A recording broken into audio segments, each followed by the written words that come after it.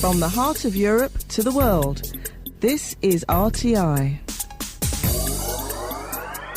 And a very good afternoon, good morning, good evening, good night, whatever, wherever you happen to be in the world. It's Eric Wiltsher on Radio Tatras International, Postcard from Poprad, and it is so hot. Oh my word. Well, it's not hot for Rachael, but it's hot for us. We had 30 degrees the other day. I nearly melted. My little bits were all, they were. It was shocking. Hello, Blue Rose, who's just come to join us as well. So with no further ado, we're going to fly across to the UK very gently. And you never know, there might be a positive wind over in the UK. I don't think there will be, but we'll try it and we'll say, good afternoon, Mr. Banks. Good afternoon. What do you mean I've got wind? I haven't got wind. You see, I told you he'd be negative, didn't I? He said I've got wind. He said there'll be a positive wind in Manchester. And Rachael, you want to be so happy. You sound just like a Bancudian. Uh-oh. She'll cough in a minute. You watch. You make her laugh. She'll go. And I haven't got a cough button for Rach. It's shocking. I do. Cough. I heard a cough. Did you? No, I didn't. That was me talking. It sounds like coughing. It's currently a drag queen out there with my voice, and I've got his. So I'd like it back. There is that to it, yes. Yeah, I kind of get that. Rach, what's the matter? Oh, I've just got a cold. It's no big deal. I mean, if a man had it, they'd probably feel like they were dying. But I'm alright. Yeah. I probably sound worse than I actually feel, and I sound grim. So who knows? But bear with me, listeners. Bear with me. Right. I'll try not to cough, sneeze, etc. Right. In which case, I'm now going to, because I can see lots of new names appearing. Hi to Dimitri as well. And just to explain, we are three hooligans, and we talk about newsy things sometimes, and we're normally quite rude about them sometimes, and we normally end up with having an argument. But normally, if it's all this la-di-da culture stuff, Leigh and Rach gang up on me. Yeah. And when I talk sensible things like technology, they gang up on me. And when I talk about good music, Leigh gangs up on me, but sometimes Rach helps him. Yeah, you know, like some. You get the drift of it, boys and girls. So that's Postcard from Poprad. And we always pay tribute to people who've left us during the past week. And I've got to say, I must explain this because not everybody in the world's going to understand this. There was a programme on from the BBC. It was on in just after school time, called Blue Peter, and it was the quintessential children's programme for decades. And one of the main presenters was a guy called John Noakes, and he would do things that in today's world you just cannot do. And we'll explain that in a minute, or Leigh will. And he had a dog, Shep, and Noakesy was well known for going, "Get down, Shep," as you do. It's all taking on whole new meanings. Just stop now. But the health and safety police would not have liked John Noakes at all because he did normal things like get dirty and fall over and stuff, as kids did in those days, which they don't do today. But Leigh will tell us more about some of the crazy things that young John Noakes got up to. Right then, thank you very much.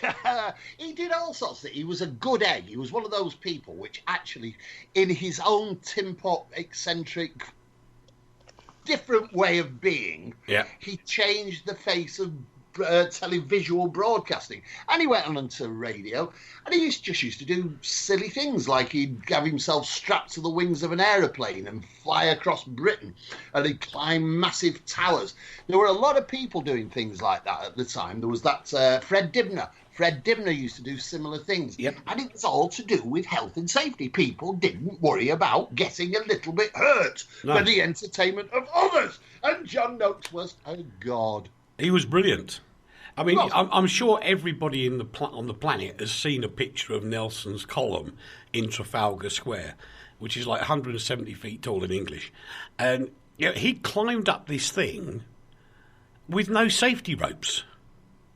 I know. Well, that's what I was saying. But, actually, I didn't do it because I was a bit drunk at the time.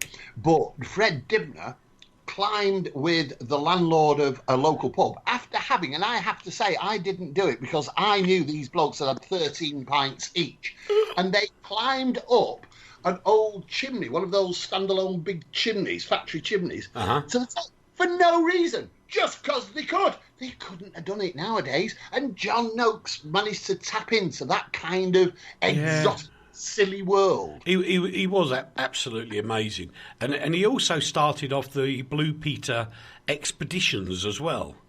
He did, actually. That was almost like Top Gear's expedition. Yeah, it was really. It was a bit like that.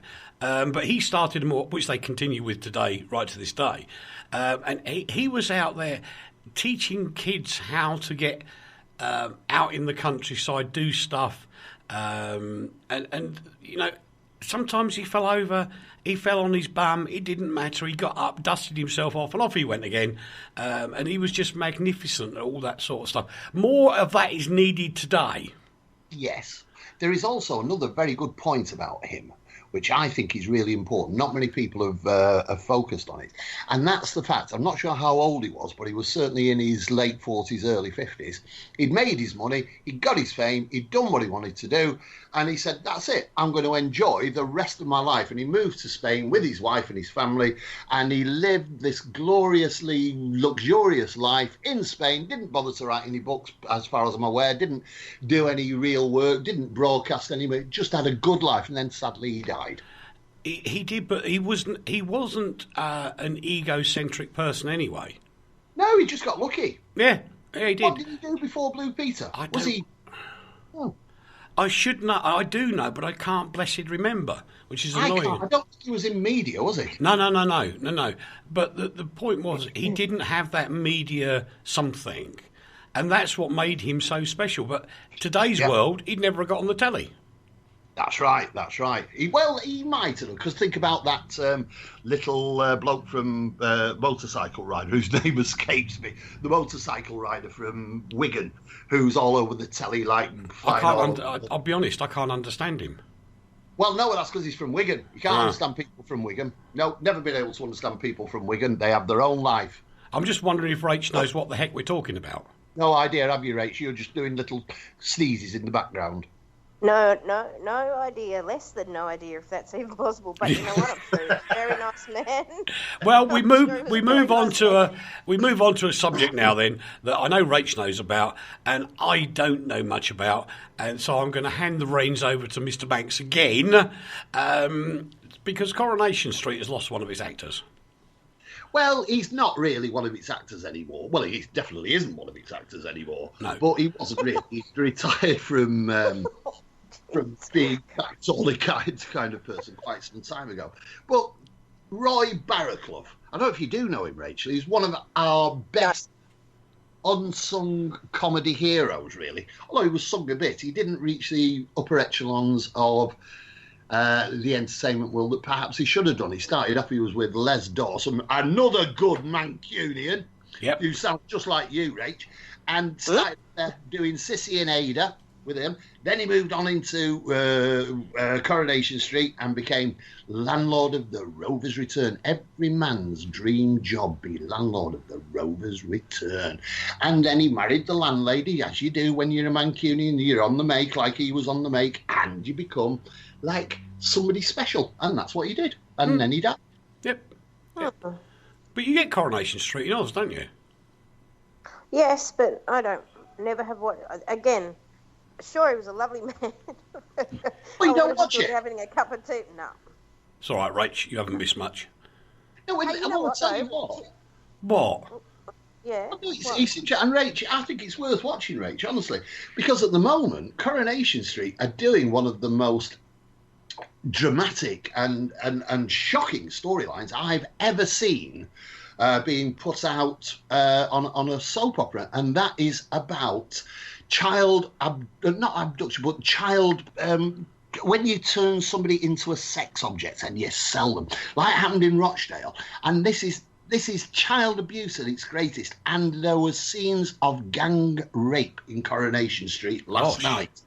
Yeah, and that's how good A lot of people are complaining. I think it's silly to complain because Coronation Street is pushing the boat out and looking at what goes on in real life and presenting it in a very frightening, shocking and dramatic way. Well done, Coronation Street. Well, if they're highlighting an issue like that, then I guess that's okay. Well, why do all the idiots complain? But they do. You know, some people just make a career out of complaining about things, and they really do, and they make a real profession out of it, and that's all they spend their time doing is complaining about things. Yeah, I mean, I know I've told this story before, but it's genuine complaint to the regulator in England, yeah? Yeah. Now, in the UK, if you have Sky Television, you get the sort of entertainment channels first, then you get sort of blocks of footy and films, then footy, then documentary things. They're all blocked together, and for safety, they put the adult channels up in the 900s. Yeah, out the way. So this guy, and during there's a 5-minute window that they can use as an advertising window where there's not any really naughty bits showing at all, not even a bottom. Because they don't show the front bottom either, so you know there's none of that. That's how the Lady Garden, is it? That's right. Yes, and so this bloke, right? He complains to the regulator that there are bare breasts shown during this 5-minute thing on a channel in the 900s that you physically got to go and key in to get to, and you only can see it for a 5-minute opportunity with 12 and 5 minutes after 12. And he put an official complaint in. Funny people. Maybe he was complaining there wasn't enough. Well, there is that to it, Rach. Yeah, I get your point. But we move on. Manuel Noriega has passed, and if you don't know who that was, he was the horrible dictator of Panama for years. He was a frightening man. Not a good man, a very bad man. I think just about everybody was after him at one point, weren't they? He was known as Pineapple Face because he had really bad acne. And I think that's what made him become such a naughty, naughty boy. But that's right, because the strange... It wasn't evil in his heart, it was evil on his face. It was it. He got zits. That was the problem. He could have been a priest if he hadn't had zits. We should all feel sorry for him. Yeah, right. He was a double... And the other thing, remember, and this is true, not only was he his own security chief, he was actually a double agent and worked for the CIA while he was being a dictator, a drug runner, a billionaire, and a Panamanian general. I know. You can't... I mean, you just can't make it up, can you? Well, no, he didn't make it up. No, he's right.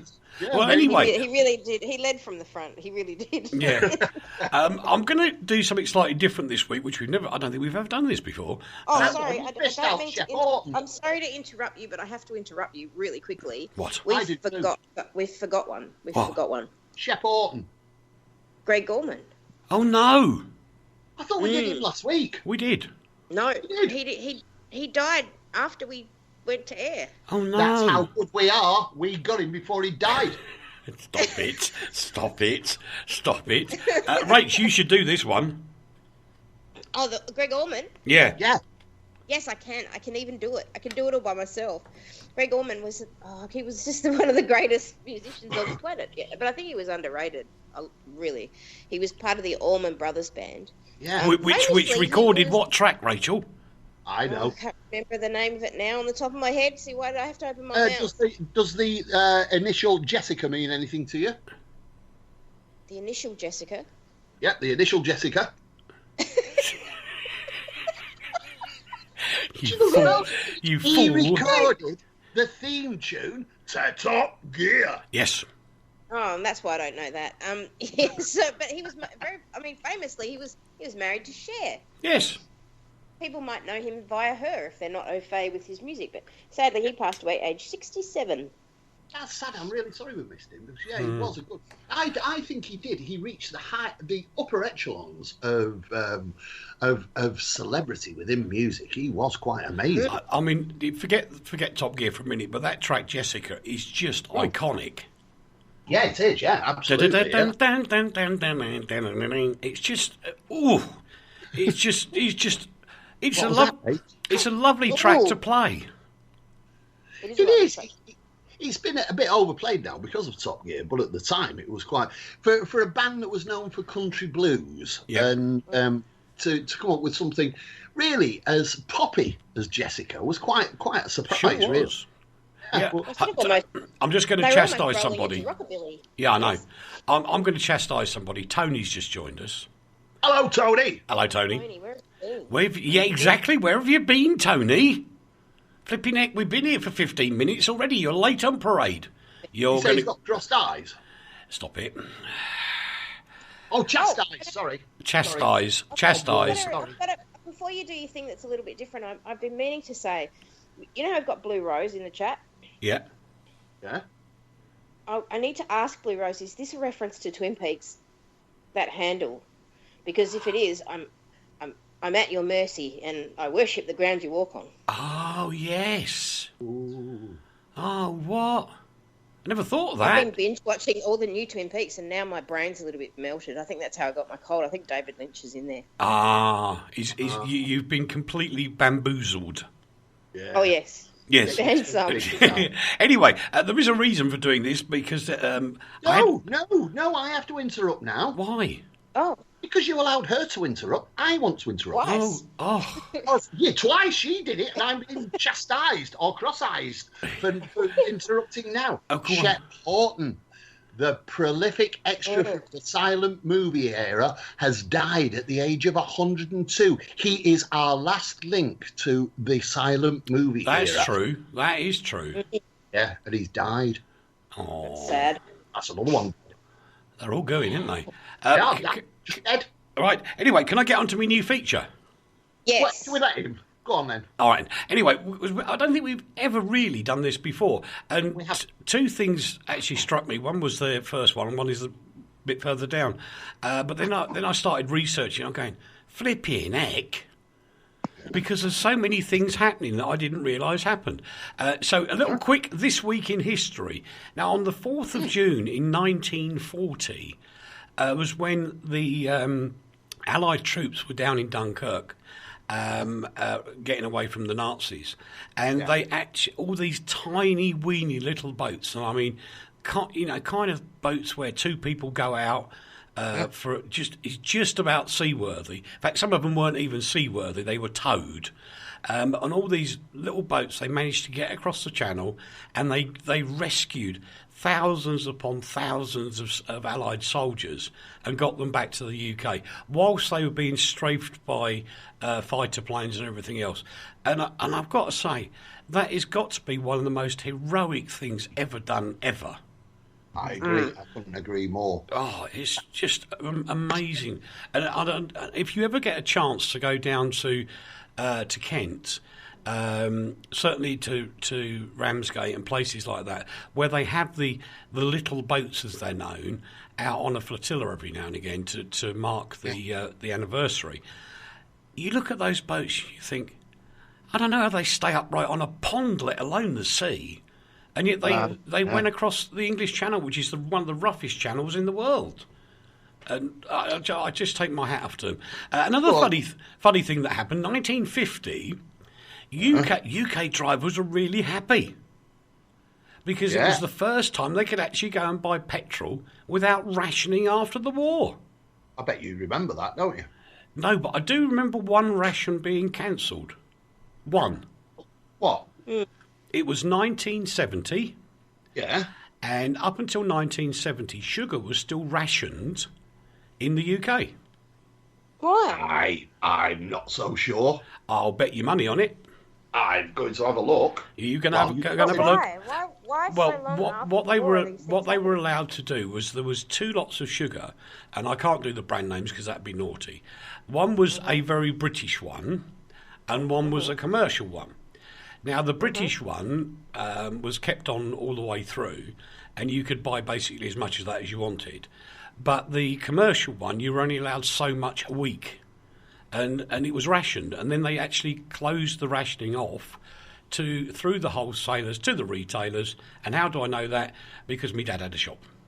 So sorry. I'm so sorry. What? Bread, which was never rationed during the wartime, was put on ration in July 1946. It was not until the early 1950s that most commodities came off the ration, and rationing ended completely in 1954. No, 1970 for sugar. 1954. 1970 sugar. This is one of these arguments they were talking about earlier. Sugar itself. Sugar remained rationed. Thank you. I've not checked it out. Sweets were unrationed in 1953. Yeah, I know. But there was, if you remember, and people in the UK will know this, others won't, but just trust me on it, it's just what it was. There were two main brands of sugar you could buy. One was a sort of state-owned thing at the time, and had the label of British. And that particular brand, you could buy virtually as much as you wanted up until the 70s. But the better-known brand that everybody says is the better quality sugar, and probably are right, that was still rationed up until the 70s. But then I'm so sorry. He de-rationed sugar in September 1953, partly as a result of pressure from the sweet manufacturers. Correct. And finally ended rationing in 1954. If there's anybody out there who can correct me or correct him, please get in touch. Yeah, well anyway. It's on the internet, so it must be true. Right. I read that off that Wikipedia thing. Well, that's going to be rubbish anyway. There you go. Yeah, there you go. End of story on that one. But no, they didn't have to bring ration books in. It wasn't a ration book thing, but the wholesalers were only allowed to sell so much, and equally the shopkeepers were only allowed to sell so much of this particular branded product. But that ended in the 70s, but there you go. This week, of course, Queen Elizabeth was coronating herself, or the bloke was coronating her, I don't know. 1953.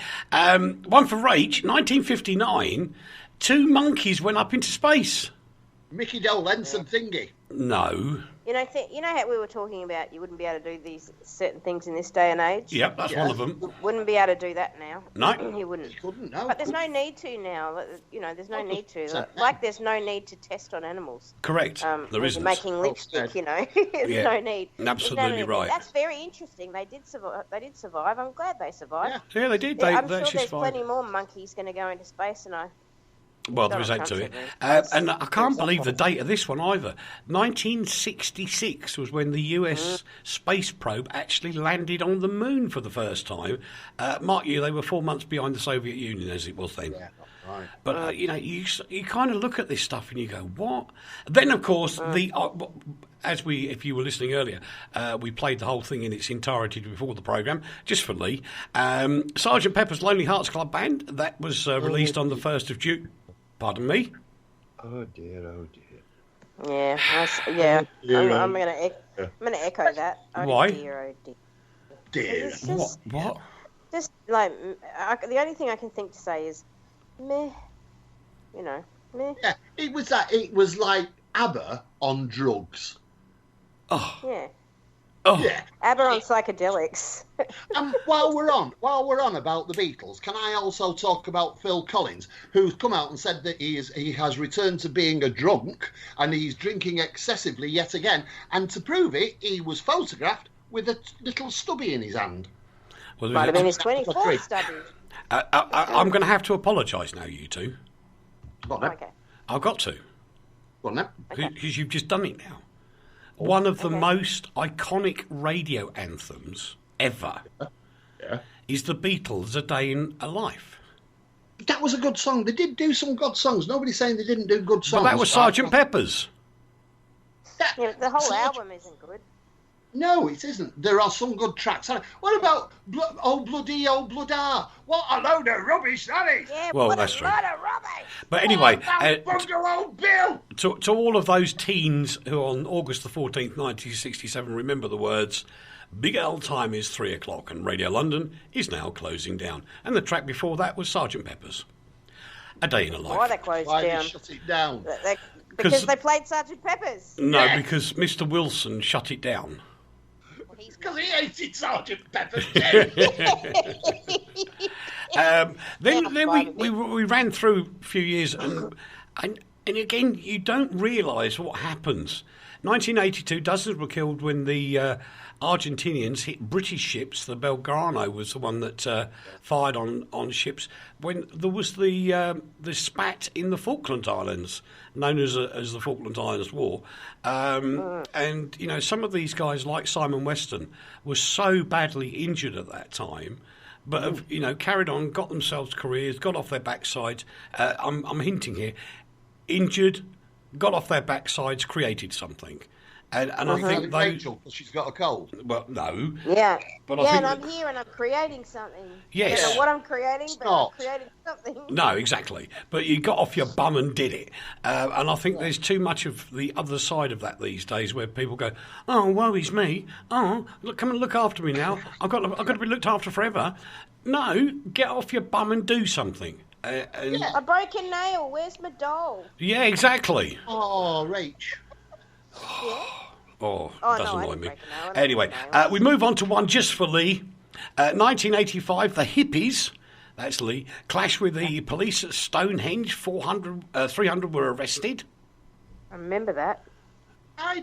Why did they do it though? Why weren't the hippies allowed to go to Stonehenge? When you think Stonehenge is some old rocks, old stones standing on the middle of an island in the middle of a motorway, basically, and so why couldn't the hippies just go there and celebrate the summer solstice? They were supposed to damage it and desecrate it and all this sort of malarkey, which was a load of rubbish. And it was the beginning, for me, the purpose of the story is it was the beginning of the politically correct police coming out. Very interesting point, actually, Mr. Wiltsher. It's when it all started to kick off. And I think the hippies, bless them, who, you know, they very rarely do anything apart from hug each other, don't get into fights and stuff. They were probably guilty for the political correct lot. Going back a couple of years, because I was leaving this one to the last, because I remember watching the television and going, "Good, that serves you right for taking the offshore radio stations away from me, Mr. Wilson." The very unusual thing for the British, the then Prime Minister had an egg thrown at him. Exactly. And the yoke was on him. Yeah. Although not so much now. It's sort of you have people getting smashed with all sorts of things. Didn't Rupert Murdoch get hit with a pie? He did in Parliament. Wow, what it? At the hearing, wasn't it? It was a hearing in the Commons. Yes. Yeah. Absolutely right. We continue on after extending ourselves a little bit there, but we might do that again. We might not. Let us know what you think. Very interesting. Hello to Dominic and hello to Jill as well. Oh, hello, Jill. I know you are. Hello, Jill. Bad news, I'm afraid, and I'm being serious for a second. Yeah. Poor old Olivia Newton-John has revealed that breast cancer that she thought she was clear of 25 years ago has come back again, which is really unfair. Yeah, it's not fair, and it's very sad. She's already done this, once. But in the good news is that she's a really healthy, strong woman, and she's very confident that she'll bounce back from this one. But the other good news is that she has built one of the best cancer treatment hospitals here in Melbourne, because this is her hometown where I live. Yeah. And she's built one of the best cancer treatment hospitals in the world. Wow. It's world renowned, so she's going to get the best care available, and she's going to be fine. I suspect she's going to be fine. Yeah. And she apparently released when she had to cancel some of her tour. She thought it was sciatica. Yeah, I know. She thought it was sciatica, and it turns out no, not really. But bless her heart. She said, and you know what? It makes me angry with all this Manila today and all the chaos, and Manchester and all the chaos, and these bad people doing bad things. This is a woman who's done nothing but good things and built hospitals, and leave her alone. Yeah, exactly. I couldn't agree with you more. Or as we used to call her when I was a Joss Dickey many years ago, Olivia Neutron Bomb. We used to call that too. Oh, wow. We used to call that in school. Yeah. Thank you. Yeah, so just think about she's very subtle with her insults. Have you noticed? I'm saying I'm a working DJ. She said, yeah, I was doing that at school.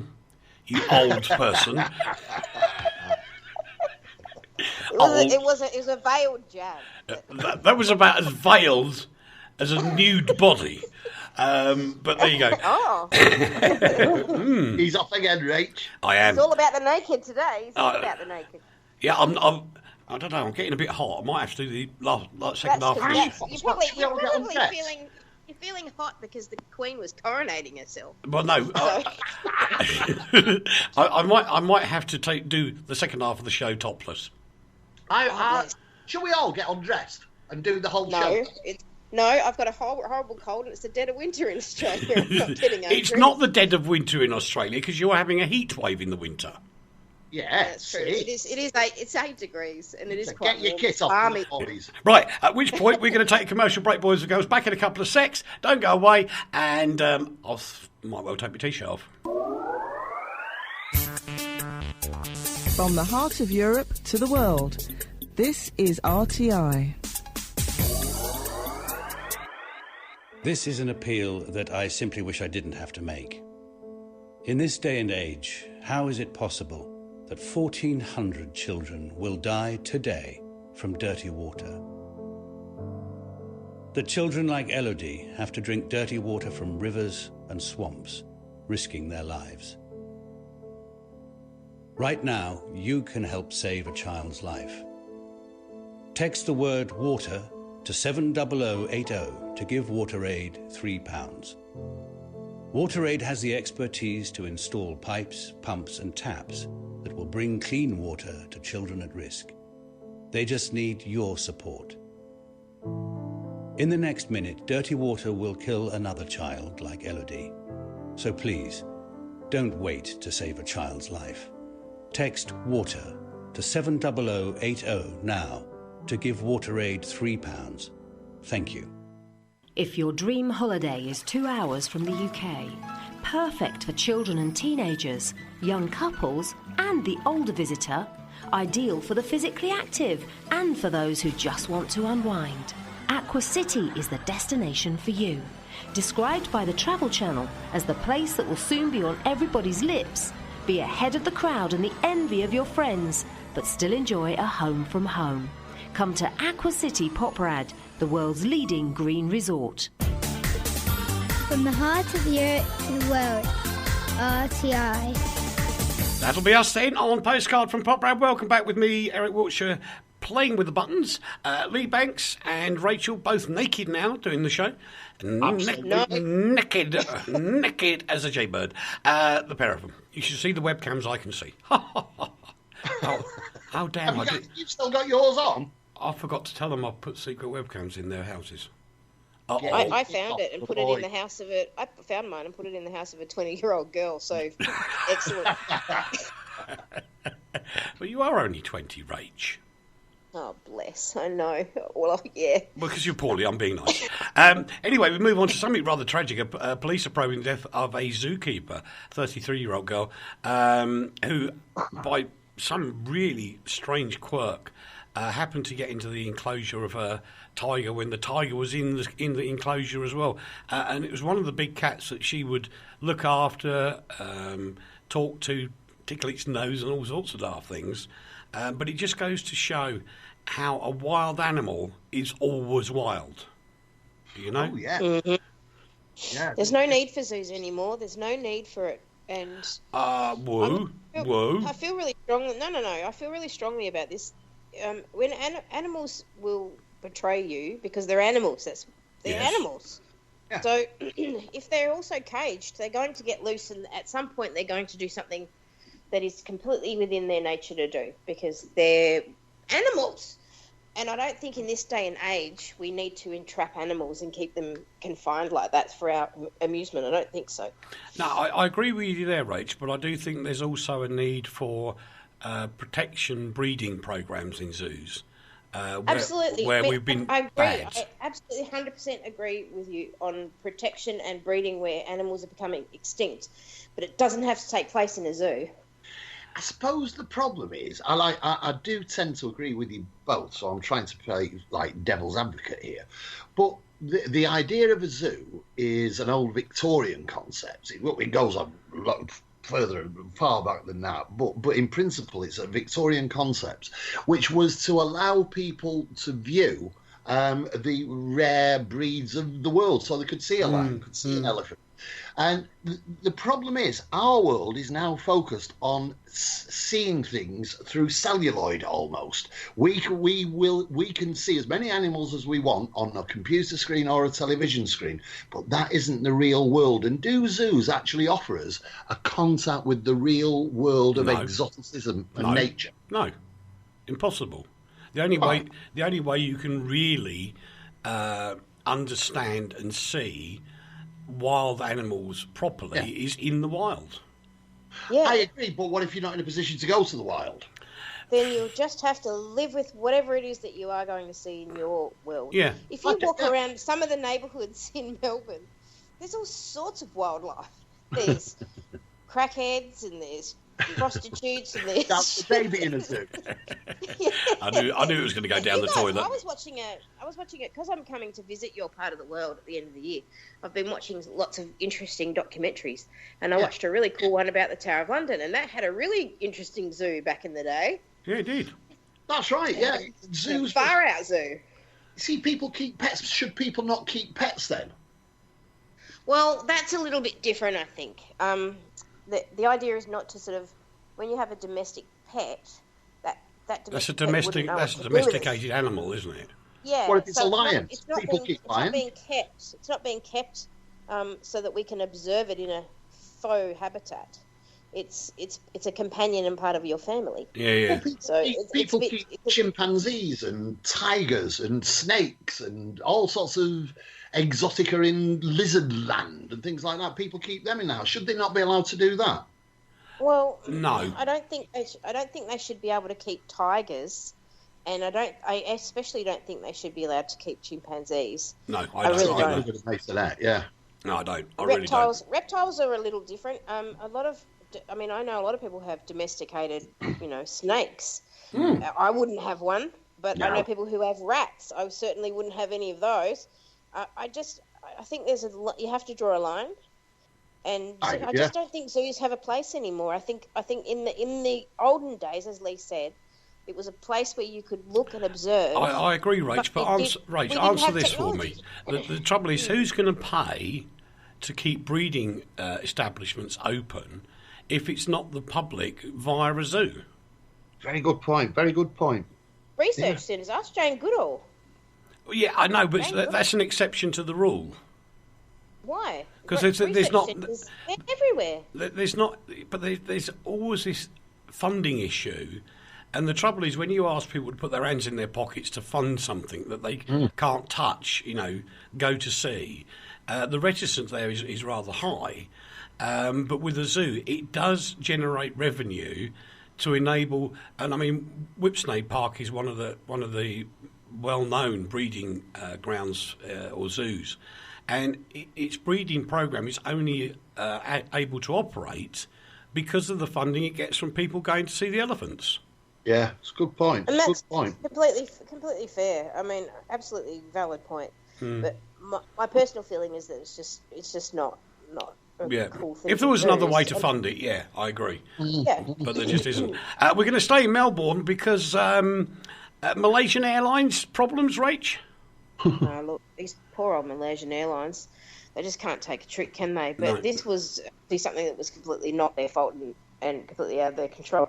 A gentleman who boarded a plane that was heading for Malaysia to Kuala Lumpur from Melbourne. It got about 4 kilometres away, not far. Luckily, it happened really close to the airport.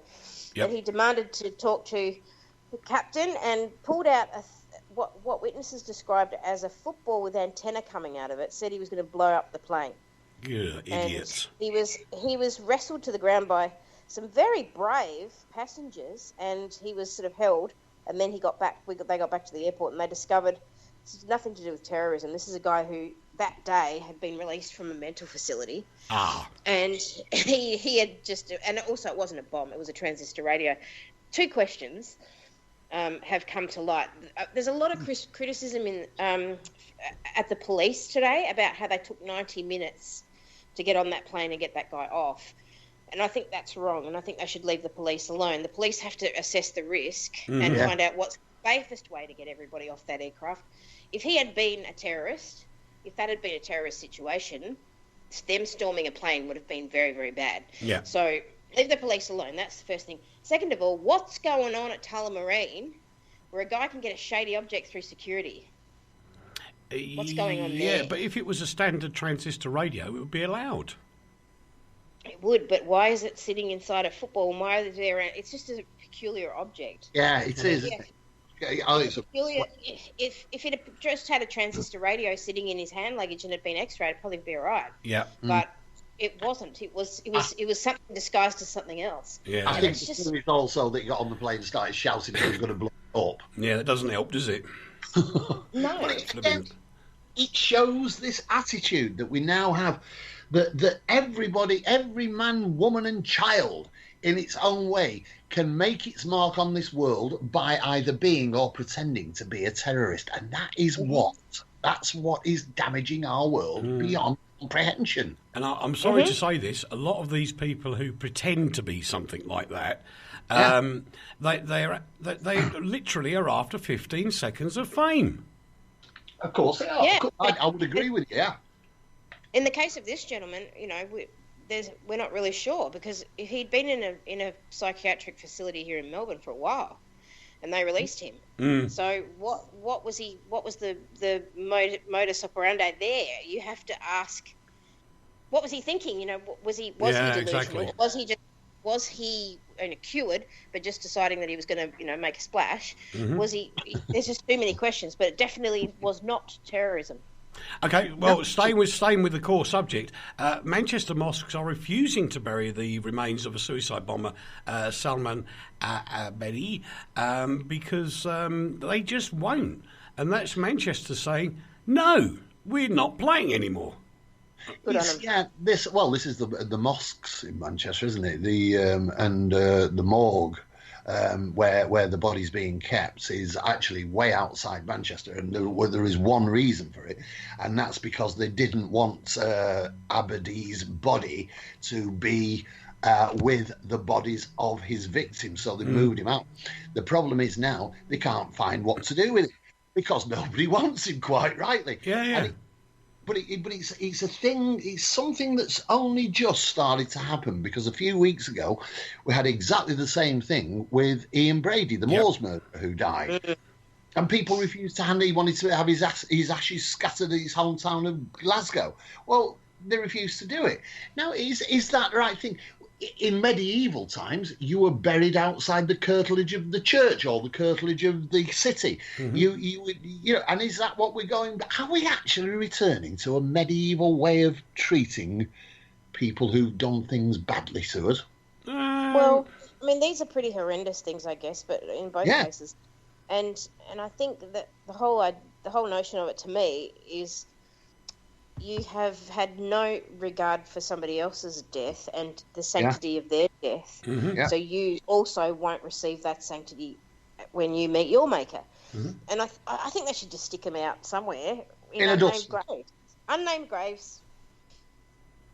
Actually, then again, that is medieval. That's what we used to do. Surely we've grown up beyond that. Surely there should be... Okay, Leigh, let me put the other side of it. Let's just for argument's sake, Ian Brady is buried in a typical grave.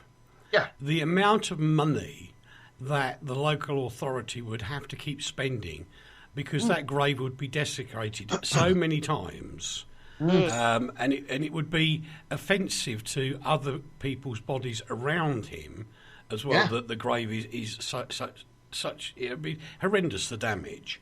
So there's a point where you have to say, hold on a minute, this isn't going to work. I know, it's just such an awkward situation. What do we do? Do we stick the heads on spikes at the entrance, at the gateway to the city? I don't know, how far do we go on this thing? It's just a strange one, isn't it? I agree with what you're saying entirely, and I think Manchester and the Moss have acted entirely properly. But while this thing is going to go on even more, you see, the people who are attacking us act in a medieval way. That's how they are, and then we are responding in a medieval way. Yep. That's the fear in my heart. No, I don't disagree with you. I couldn't. I don't think there's an absolute resolution to this one at all. No. I really don't. It's a kind of a feeling of an eye for an eye, isn't it? Yeah, kind of. Yes, exactly. Liam Gallagher did something amazing on Tuesday. An amazing performance at a fundraiser in Manchester, and of course there's one coming up on Sunday as well. And it has brought to light a whole bunch of whispering somethings. Suggesting that the band Oasis will get back together. I don't think they ever will. I don't. No, they never will. No. That rift and that feud runs too deep for them to reunite, and it's good that they're not because the music's atrocious. Whoa! Hold on. They're the ones who made the Beatles seem all right. They're the ones who tried to be the Beatles and failed. They were trying to do. They did some amazing stuff. They still do. The other thing here, just to add on to this, which is very interesting, there is the new concert, the Ariana Grande concert at the weekend. Take That are appearing, and Robbie Williams is appearing as well, and it is rumoured that they are going to perform together. That's right. That'd be really nice. I love the idea of this. I mean, when this first happened, I thought, what's poor old Ariana Grande going to do? Yep. Yeah. And I thought to myself, maybe she should give some of the proceeds of her next big concert to Manchester. And I thought about it for a minute, and I know that her manager is Scooter Braun, who is also the manager of Justin Bieber, which is probably why he's appearing. And I thought, no, he's a switched on guy, this Scooter Braun. He's very switched on, and he will probably do something magnificent. And look at that. I mean, Katy Perry, Black Eyed Peas. Yeah, I know. The list goes on and on and on and on and on and on, and it's just it goes to show you that people will do the right thing. Celebrities will do the right thing, and they won't worry about the money. They'll just do the right thing when they will rise to the occasion, and they have. And I have to say, I'm very rare you'll ever hear me say this. I'm going to congratulate the commercial radio stations and the BBC because they're all relaying the very same concert on all channels on Sunday.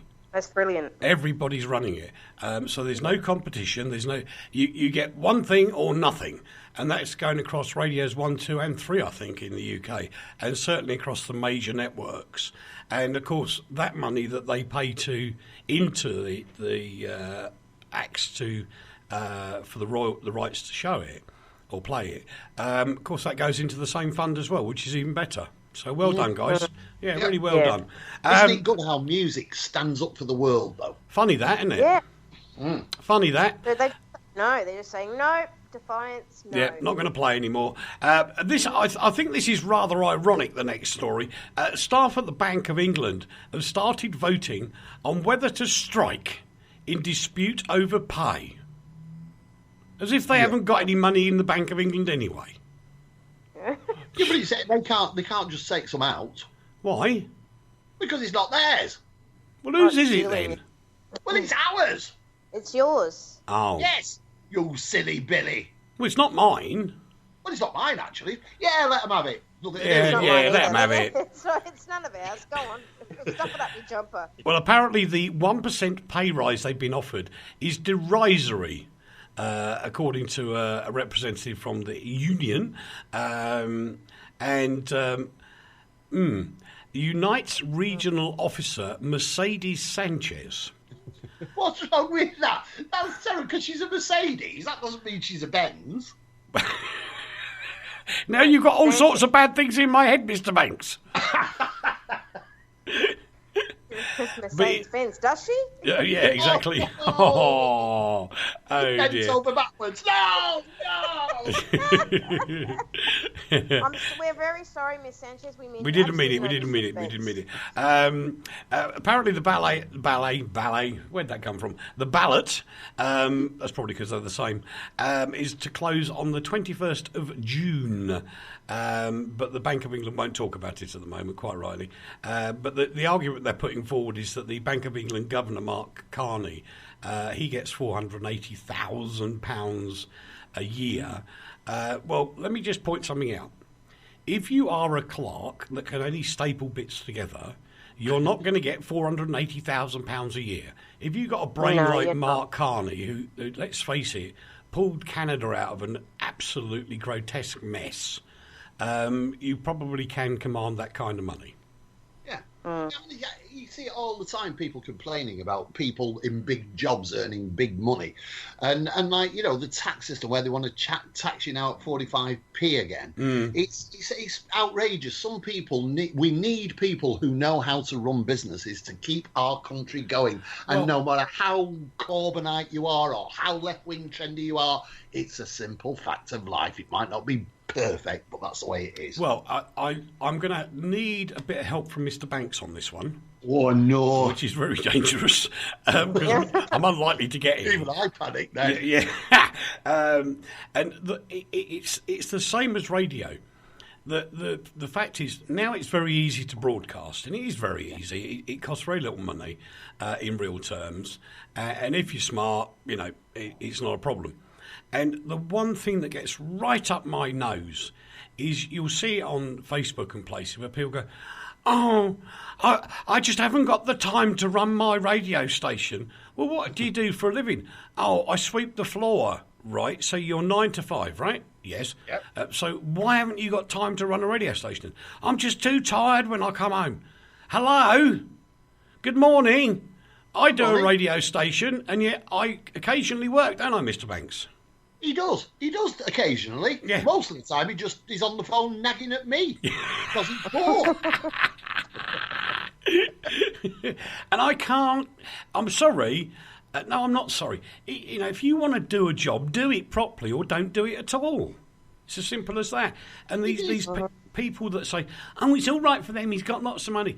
You don't realise how much pain some people who might well, and I'm nowhere near a millionaire and never will be, but, you know, I do know some millionaires, and the pain that they went through to get there is enormous. And most people go, "Oh, I'm not doing that, give me dole," like you said, Rach, give me dole money.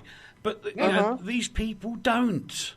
And if it wasn't for those people, I mean, a lot of these people employ thousands of people who are effectively living off their backs. Absolutely, yeah. And that annoys me. And you can bet your bottom dollar those guys don't work 9 to 5. Yeah. They do not. They all the hours that God sends them. Absolutely. Hi to Joseph. Joseph, sorry, I nearly said the wrong word because I nearly said Joseph, and it's not. It's Joseph, isn't it? That's right. Hello, Joseph. Thanks for the message. All right, Joseph. So what did you want my help with? Well, just to verify the fact, I occasionally do some work. Don't just sit here all day playing radio, which I don't. Ladies and gentlemen, boys and girls, Eric Wiltsher actually does work sometimes. I knew that's the best I could ever get. I've got a message from Mr. Trump now. Mr. Trump. Apparently in Antarctica, not too far away from Rachel's part of the world, a massive, and I do mean a massive iceberg is 10.6 miles. It's grown in 6 days. Yep. And if you think about how much water that's going to disperse when it breaks off, it's enormous. And it's about to go. And it's because the temperature's going up. Because of Mr. Trumpington. Well, he's not going to make it any better. Now, I am not suggesting, before anybody jumps down my throat, that everything to do with the current process of the world getting warmer is down to human beings, because it's not. We know that there is a process that the world goes through from ice age to hot age to ice age to hot age, blah, blah, blah. We had a very cold period of time in the 1960s, if you look it up in history. And moo cows, they do it. Pardon? Moo cows do it. What? Create Trumpingtons. Trumpingtons that create global warmingtons. That's right. Well, indeed so. So I'm not saying it's all down to man, but we're not helping, is what I'm saying. Man and cow. We're accelerating. We are accelerating it. And when Mr. Trump comes out and says, "I don't care, I'm going to burn lots of coal," it kind of makes me think, like my hair. Yeah. What planet are you on? A really cool thing happened today. Really? In the light of Trump pulling out of the Paris Accord. It was, other than the memes that are flying around about Covfefe, that's just gold right there. That's internet gold for weeks and weeks. But Boston and Los Angeles, and there's one other state, and I can't remember which, they have decided to go it alone because the states can act independently of the federal. That's right. Which is really cool because they've decided, we're going to still have our own climate stuff going on and you can't stop us and we're going to do what we like.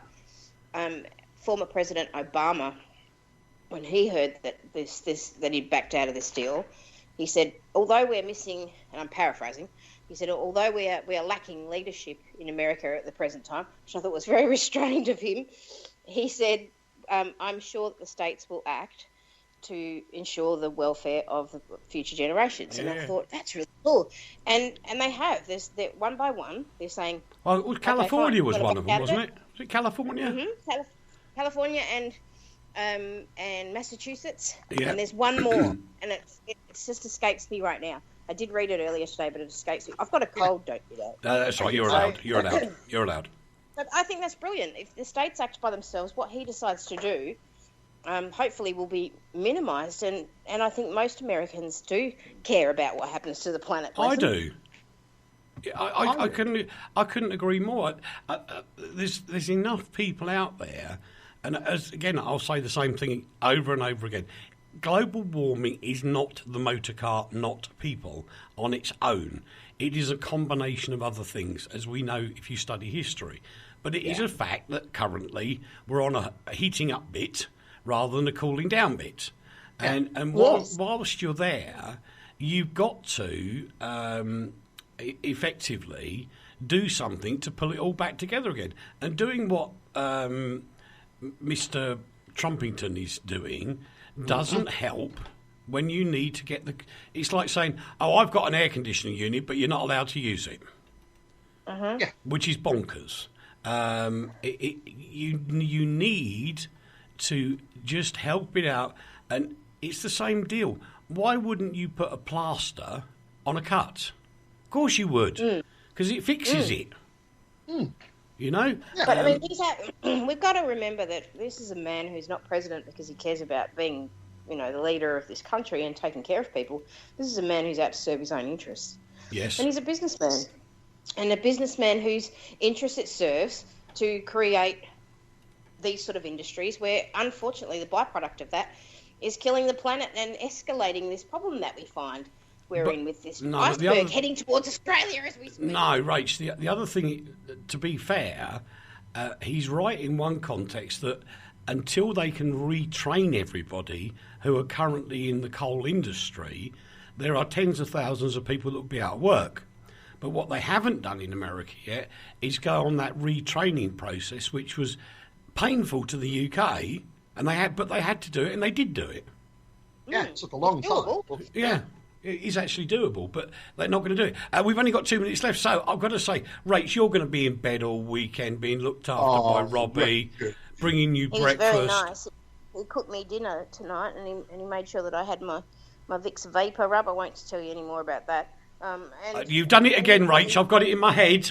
That Vic is doing that. He bought me juice, and it was very nice. He's been very kind to me all day. But did you have to tell him you don't put the Vicks and other products are available, Vicks rub on your feet? Oh, no, I didn't tell him. He came towards me with it, and I told him to get away or I will end you, was the thing I said. I'll end you. So you're going to have a restful weekend, aren't you?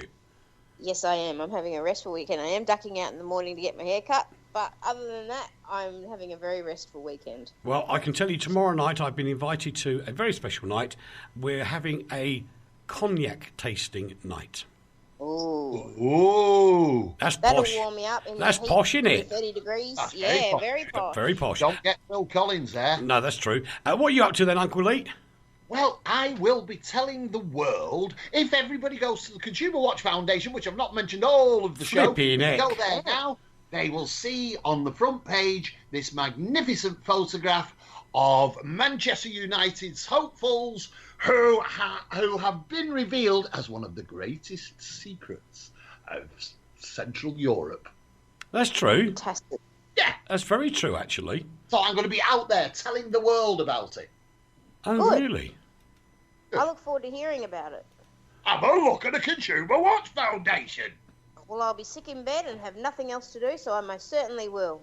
And we didn't mention Jeremy Clarkson making it up with that bloke. No, we didn't have time for that. Anyway, we've got to go. We'll see you next week on the same channel, same time, same bat thingy and all the rest of it, boys and girls.